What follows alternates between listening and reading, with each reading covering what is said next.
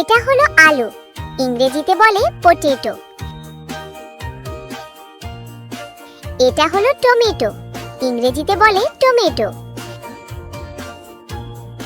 এটা হলো বেগুন, ইংরেজিতে বলে এগপ্লান্ট বা ব্রিনজল। এটা হলো গাজর, ইংরেজিতে বলে ক্যারট। এটা হলো বাঁধাকপি, ইংরেজিতে বলে ক্যাবেজ। এটা হলো ফুলকপি, ইংরেজিতে বলে কলিফ্লাওয়ার। এটা হলো লাউ, ইংরেজিতে বলে বটল গোর্ড।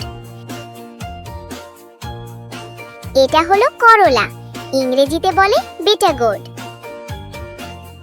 এটা হলো কাঁচামরিচ, ইংরেজিতে বলে গ্রিন চিলি।